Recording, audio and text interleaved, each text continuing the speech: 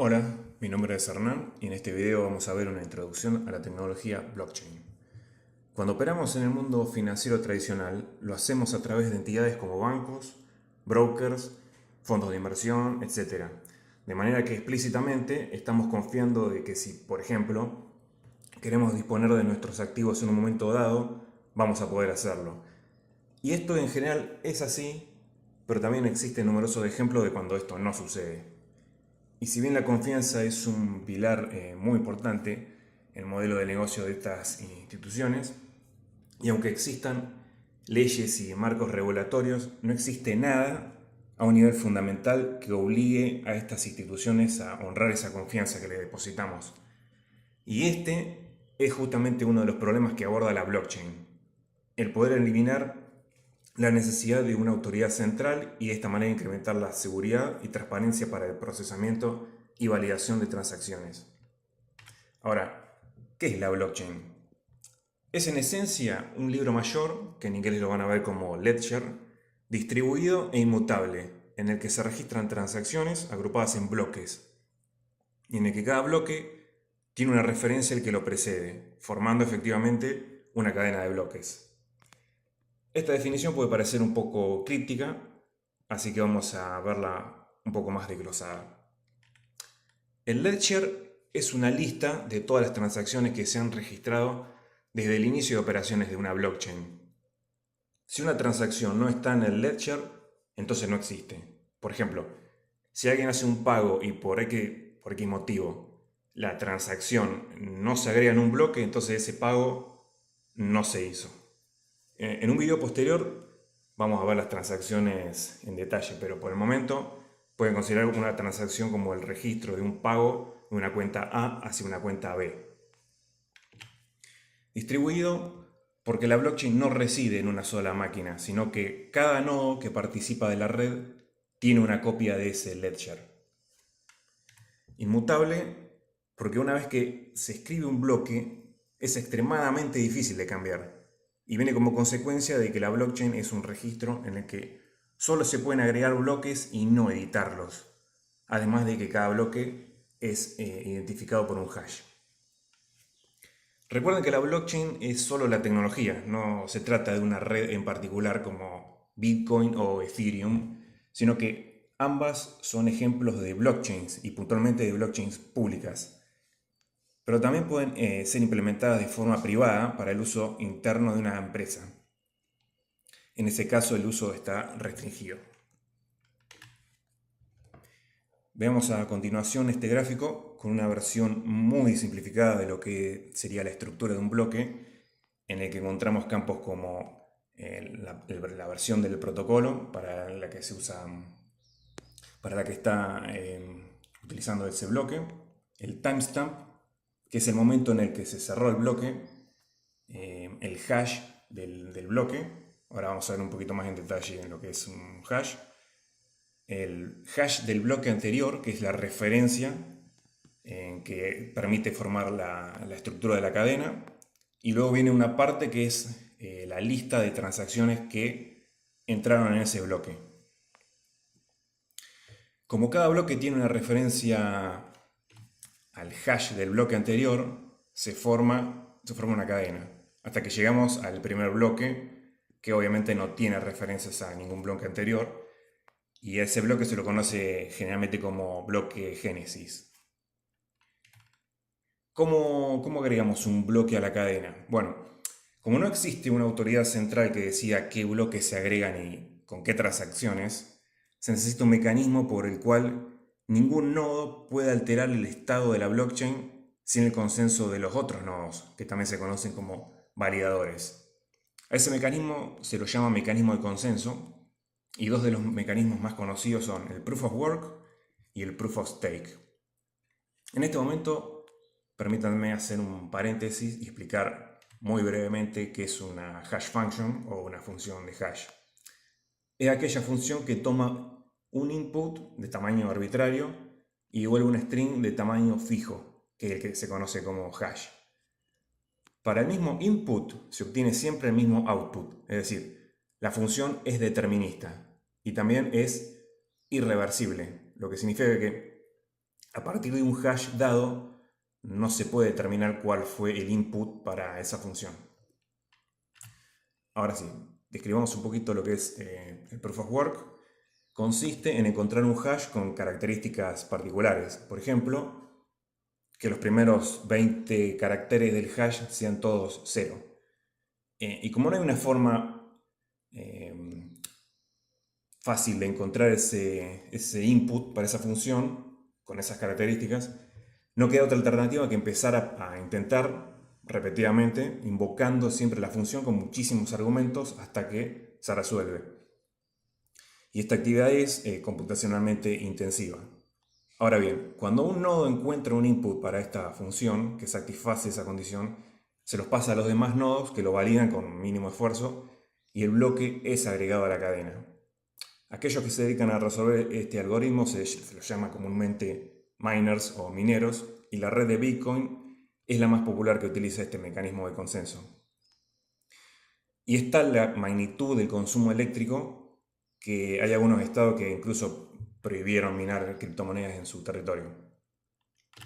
Y el Proof of Stake es el otro mecanismo de consenso que vamos a mencionar. Y en este caso los validadores se eligen a partir de la cantidad de activos que bloquean. Es decir, a mayor cantidad de activos bloqueados, mayor probabilidad de ser elegidos para agregar el siguiente bloque. El incentivo para incluir transacciones genuinas es que si el nodo elegido como validador quiere agregar a la cadena un bloque que incluya transacciones apócrifas, ahí corre el riesgo de ser penalizado y perder todos los activos bloqueados. Ethereum es una red que utiliza este mecanismo. Tanto las redes de Bitcoin como Ethereum, aquellos que validan y agregan bloques reciben un premio, pero no es el caso para todas las redes. Veamos ahora unas ventajas o beneficios que tiene la blockchain respecto a sistemas tradicionales de procesamiento de transacciones. Mayor transparencia y trazabilidad. Esto es porque podemos ir, generalmente a través de una API, podemos ir y chequear el historial de transacciones, y ver el estado de cuentas, balances, etc. Protección contra ciberataques. Esto es porque al estar distribuido, el ledger no reside en una sola máquina, sino que está distribuido, es muy difícil de poder alterar el estado. Acceso en tiempo real a los datos precisos. Bueno, eso está relacionado también con la transparencia, que es a través de una API podemos consultar el estado. Mayor velocidad y eficiencia. Una vez que el bloque cierra y se agrega a la cadena, la transacción queda efectuada y esto puede efectuarse entre segundos y minutos, comparado quizás con horas o días incluso, depende del sistema de transacción en las finanzas tradicionales. Y reducción de costos operacionales y transaccionales porque no hay intermediarios. Veamos algunos casos de uso para la blockchain. Bueno, si prestaron atención hasta lo que venimos hablando, no hemos mencionado la palabra cripto. Y esto es porque si bien las finanzas son el caso de uso más popular y difundido, no es en absoluto el único uso que tiene esta tecnología.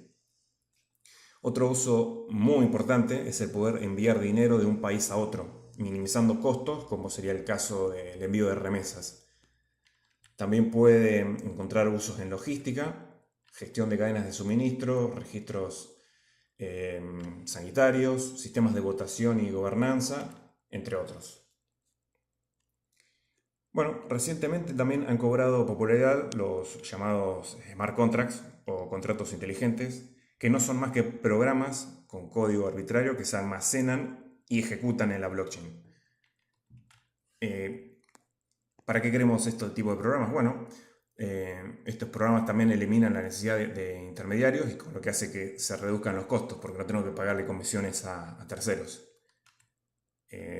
Aumenta la transparencia porque los términos y condiciones del contrato son visibles para todas las partes involucradas. Y también se incrementa la seguridad porque como está almacenado en la blockchain es muy difícil de alterar mediante un ataque. El resultado de ejecutar un smart contract es una transacción que se registra en el ledger. Y como la red de blockchain cuenta con recursos finitos y no puede escalar rápidamente si es que existe una súbita demanda de recursos, lo contrario que ocurre por ejemplo con servicios de hosting en la nube, que se puede escalar tanto horizontal como verticalmente de una forma rápida y fácil. Entonces, la forma de regular el consumo de los recursos computacionales es cobrando un fee, una comisión. Por lo que la invocación del smart contract, un smart contract complejo que requiera un uso intenso de los recursos, va a pagar un fee más caro que una transacción ordinaria. Así sea el caso de que el resultado del smart contract sea un pago, un simple pago. Bueno, algunos desafíos y limitaciones con los que cuenta la blockchain.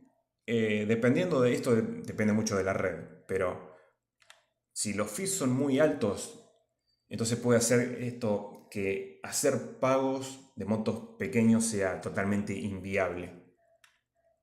La escalabilidad. El mecanismo de consenso afecta el tiempo de cierre de los bloques, lo que impacta directamente en la cantidad de transacciones que se puede procesar por unidad de tiempo. Entonces, si yo tengo que esperar 10 minutos para corroborar que un pago se efectuó, entonces no es muy práctico para lo que serían transacciones cotidianas, por ejemplo, pagar en un negocio. Y otra limitación, dependiendo también de la red, es el consumo energético, como ya mencionamos para el mecanismo de consenso Proof of Work. Antes dijimos que la blockchain es inmutable.